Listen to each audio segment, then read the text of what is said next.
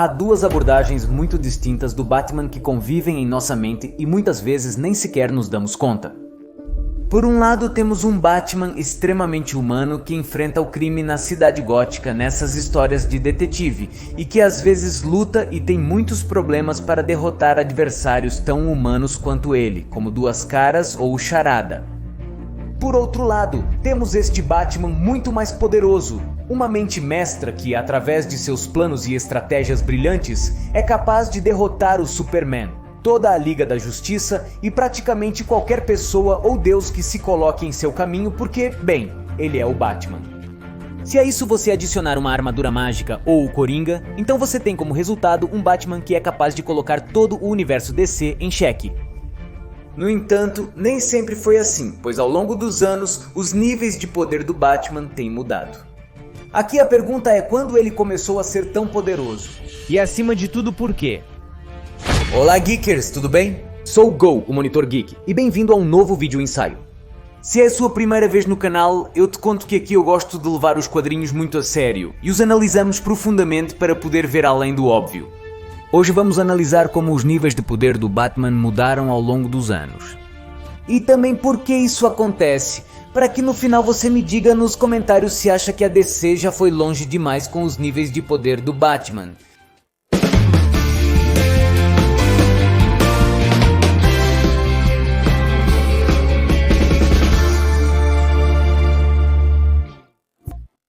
Como todo super-herói, a versão do Batman que conhecemos hoje é muito diferente da que vimos em sua primeira aparição.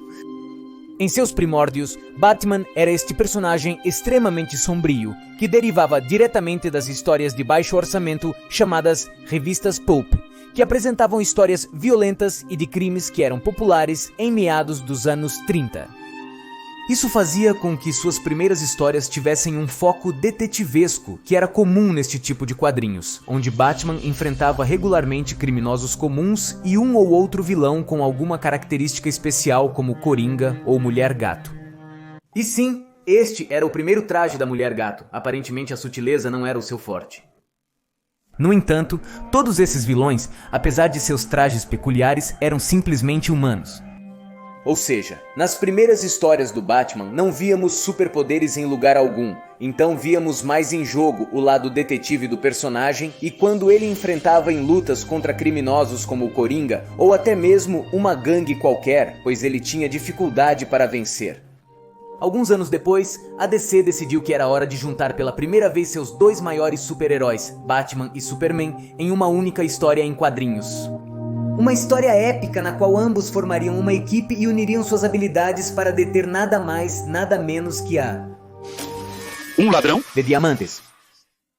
E talvez para nós já soe como algo pequeno, no entanto, naquela época deve ter sido algo impressionante de ver para as crianças. Felizmente, depois disso vieram outros crossovers. Nessa época, Batman apareceu em algumas HQs com o Superman. No entanto, da mesma forma que nesta grande aventura contra o ladrão de diamantes, geralmente ambos lutavam contra criminosos comuns em histórias que exigiam mais das habilidades de detetive do Batman e que muitas vezes envolviam Kryptonita para enfraquecer o Superman. Lembre-se que neste momento ambos eram personagens extremamente populares, e essa era a maneira que os escritores tinham de manter o plano equilibrado. Ou seja, a estratégia era enfraquecer o Superman em vez de tornar o Batman mais forte, algo que mudaria com o quadrinho da Liga da Justiça. Quando Batman se juntou à Liga da Justiça, começou a interagir pela primeira vez com outros personagens superpoderosos, além do Superman, como Flash, Mulher Maravilha ou Lanterna Verde. Então os escritores tinham que encontrar uma maneira de fazer o Batman estar à altura deles. Nesses quadrinhos, então, vemos pela primeira vez um aumento considerável de poder no Batman, já que ele luta em várias missões junto com outros membros da Liga contra supervilões. Não só isso, mas é a primeira vez que vemos o Batman ser a mente tática por trás de uma equipe, e muitas vezes é a pessoa que coordena os ataques ou dá a solução para um problema. De fato, quando enfrentaram pela primeira vez a versão maligna da Liga da Justiça, o Sindicato do Crime da Terra 3, um dos membros mais perigosos dessa equipe era precisamente o Allman, a versão maligna do Bruce. Essa versão mais poderosa do Batman continuaríamos a ver ao longo dos quadrinhos da Liga da Justiça, mas o Batman estava prestes a voltar a ser um personagem extremamente humano aos olhos dos espectadores. Em 1966, 6 anos depois de o Batman se juntar pela primeira vez à Liga da Justiça, estreou a série de televisão Batman protagonizada por Adam West, um programa que nos apresentou uma abordagem peculiar do personagem. A ideia por trás do show era que o Batman não deveria ser levado muito a sério, então todas as suas habilidades foram ridicularizadas de certa forma. De início, era um Batman que a cada episódio era capturado por qualquer criminoso e seus capangas que tinha gadgets para as situações mais absurdas que você possa imaginar, como o Bat-Spray anti-tubarões. Ele dançava swing e resolvia enigmas que não faziam nenhum sentido. Robin, ouça esses enigmas. Me diga se você os interpreta como eu. Primeiro, o que tem a pele amarela e escreve? Uma banana caneta? Mas o programa, com tudo e tudo, tinha seu charme e acabou sendo super popular. De fato, foi tão bem sucedido que esta versão do Batman era a que as pessoas tinham em mente quando falavam do personagem. Isso transformou o Batman em um ícone cultural, mas prejudicou os quadrinhos, pois os leitores não queriam ver essas histórias leves do Batman. Felizmente, o personagem logo retornaria às suas origens sombrias. Em 1970, Danny O'Neill, um jornalista, começaria a escrever o personagem Batman. Sua ideia era utilizar sua experiência relatando notícias sobre crimes para trazer Batman de volta a essas histórias sombrias e focar em suas habilidades como detetive. Um Batman que voltasse a ser muito humano, mas que não fosse por isso chato de ler. Em suas histórias, o Coringa voltou a ser o assassino que era no início. Introduziu personagens interessantes como Rachel Gould, e até explorou a humanidade e a fragilidade de Bruce em 1993. Nesta história, Bruce Wayne em 1993. Nesta história, Bruce Wayne se sente frustrado pelas limitações naturais de seu corpo e sua força. Infelizmente, Bruce logo começa a depender demais de sua força. Infelizmente, Bruce logo começa a depender demais dessas pílulas, torna-se descuidado, violento e logo se torna viciado nelas a tal ponto que a pessoa que as fornece é capaz de chantageá-lo. Finalmente, Bruce tem que se trancar por um mês em sua Batcaverna para poder superar seu vício. Esta é uma das histórias mais humanas que existem do personagem, não só porque o vemos cair em um vício, mas também somos testemunhas de suas inseguranças, que o levam a experimentar as pílulas em primeiro lugar e de seu processo de recuperação, no qual ele perde muito peso. Esse enfoque mais humano do personagem também o vimos em outras histórias, como Nightfall de 1994, onde Bane derrota Batman não porque seja melhor que ele em uma batalha corpo a corpo, mas porque desenvolveu uma estratégia na qual libertou os prisioneiros de Arkham para esgotar Bruce Wayne aos poucos. Quando Bane finalmente enfrenta Batman, ele está há dias sem dormir, então o derrota facilmente. Após meses de reabilitação, Bruce consegue se recuperar dos ferimentos. Isso era o que se vivia nos quadrinhos solo do Batman. Mas ao mesmo tempo havia outras histórias nas quais se via uma abordagem completamente diferente. Um que apresentava a ideia de que Batman poderia derrotar o Superman. Em 1986, Frank Miller nos apresentou o histórico quadrinho The Dark Knight Returns, uma história sobre um Batman de 50 anos que retorna para combater o crime após anos sem fazê-lo. Este quadrinho, durante seus primeiros 3 números, também nos apresenta um Batman muito humano que já luta com a idade, inclusive menciona em várias ocasiões que saiu de algum problema por pura sorte. De fato, tanto que quase morre ao enfrentar a pancadas o líder dos mutantes e o Coringa. No entanto, na 4ª edição do quadrinho, vimos ele desenvolver uma estratégia para poder enfrentar momentaneamente o Superman usando uma armadura que adquire o poder da rede elétrica de Gotham City. No final da batalha, Batman subjuga o Superman e diz: "Quero que você se lembre, Clark, em todos os anos que estão por vir nos seus momentos mais privados. Quero que você se lembre da minha mão em sua garganta. Quero que você se lembre do único homem que te venceu." Este diálogo é o momento exato em que Batman começou a se tornar extremamente poderoso, pois está tão bem escrito, é posicionado e é tão dramático que faz você esquecer alguns outros detalhes da história, como o fato de que nesta batalha Batman teve a ajuda do Arqueiro Verde e Robin, ou que o Superman realmente não queria machucá-lo.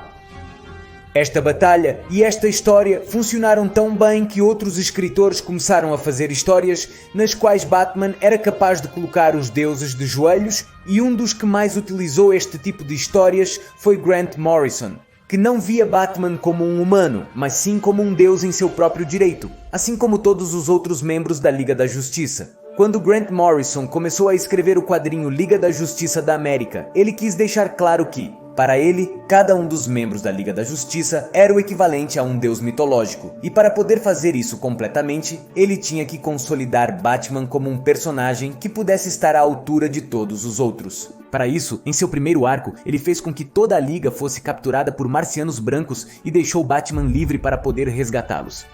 Neste quadrinho vemos como Batman, apesar do Superman advertir que eles libertaram o homem mais perigoso do mundo.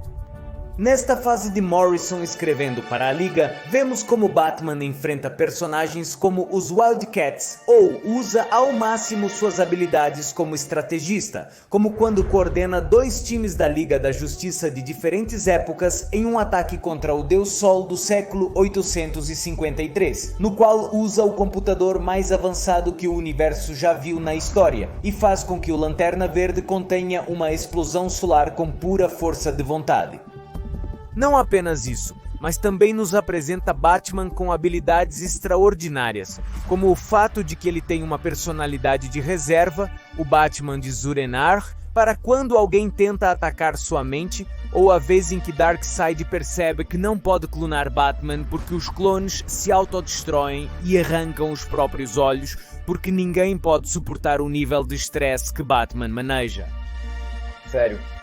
Falando de estresse, estou tentando crescer no Instagram. Se você quiser votar nos temas dos novos vídeos, me ajudaria muito se me seguisse por lá.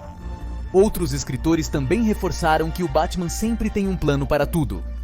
Esse é o caso de Mark Waid, que escreveu uma história em quadrinhos na qual Ra's al Ghul rouba os planos secretos que Batman tem para neutralizar completamente a Liga da Justiça caso eles se tornem malvados. Uma história em quadrinhos que posteriormente foi adaptada no filme animado Liga da Justiça, A Legião do Mal. Uma história que se tornou tão popular entre os leitores de quadrinhos e o público em geral, que geralmente é usada como referência quando alguém discute sobre os níveis de poder do Batman. Outro escritor que fez algo semelhante foi Scott Snyder na história em quadrinhos Batman Endgame, na qual Batman precisa incapacitar rapidamente a Liga da Justiça quando ela é controlada pelo Coringa. Neste ponto, Batman já era um personagem extremamente poderoso, seja por ter um plano para incapacitar qualquer um em seu caminho, seja por ser um estrategista brilhante com gadgets para todas as ocasiões. No entanto, nos últimos anos isso foi ainda mais longe com a introdução da armadura Hellbat e o personagem Batman Carrey. Quando Batman quer recuperar o corpo de Damian Wayne do Apocalipse, descobrimos a existência de uma armadura que foi criada em conjunto por toda a Liga da Justiça para que Batman pudesse participar de missões extremamente perigosas. Graças a isso, Batman é capaz de derrotar os parademónios e enfrentar o próprio Darkseid em um combate corpo a corpo. Esta armadura também é usada em combate corpo a corpo. Esta armadura também apareceu quando o Batman Carrey fez sua aparição, tornando-se um dos vilões mais populares da DC em muito pouco tempo, não só por sua aparência, mas porque ele é a representação máxima do fato de que Batman sempre vence porque é Batman, o que é bastante popular entre muitas pessoas. Este Batman não chegou sozinho ao universo DC, com ele vieram outras versões alternativas e malvadas de Batman que combinavam Bruce Wayne com o poder do Lanterna Verde, a força de velocidade e até mesmo os poderes do Apocalipse. Batman. O mais perigoso é o Batman Carrey, porque combina a mente de Bruce com a moralidade e táticas imprevisíveis do Coringa. O que certamente nos diz que se você juntar dois personagens extremamente populares, o poder do roteiro fará o seu trabalho e os tornará praticamente invencíveis no universo DC durante a história metal. No entanto, acredito que às vezes confundimos o nível de poder com a qualidade de uma história. Por exemplo, por mais que eu leia o quadrinho metal, nunca consigo me conectar com a história. Ou quando vemos um Batman muito mais humano como em The Long Halloween, que são infinitamente melhores. No entanto, isso não significa que a abordagem superpoderosa do Batman não funcione. De fato, quadrinhos como este, em que Batman coordena os super-heróis contra o computador mais poderoso do universo, ou desenhos animados como Liga da Justiça Ilimitada, fazem um excelente trabalho mostrando um Batman extremamente perigoso que é um membro importantíssimo da Liga da Justiça, sem cair no discurso de que Batman vence porque é Batman. Também temos a versão de Batman, o Bravo e o Audaz, um desenho animado mais voltado para a comédia, no qual Batman era considerado o melhor super-herói de todo o universo, e ainda assim conseguia ter histórias divertidas, emocionantes e até mesmo emotivas. Ambas as abordagens funcionam em Batman, e enquanto suas aventuras solo geralmente nos apresentam uma versão menos poderosa do personagem que se concentra mais em suas habilidades de detetive, também adoro vê-lo lutando ao lado de seus companheiros da Liga. No entanto, devemos lembrar que o mais importante de tudo é que a história seja boa e funcione, e que há um ponto em que o conceito de Batman corre o risco de ser ridículo. Em outras palavras, eu acho que já deu com isso de death metal, não é? Essa é a minha opinião, mas adoraria saber o que você pensa. Deixe nos comentários se há um ponto em que Batman parece poderoso demais para você, e lembre-se de se inscrever, pois isso me ajuda muito a continuar produzindo conteúdo. É isso por hoje, sou Gol, o Monitor Geek. Continue vendo além do óbvio.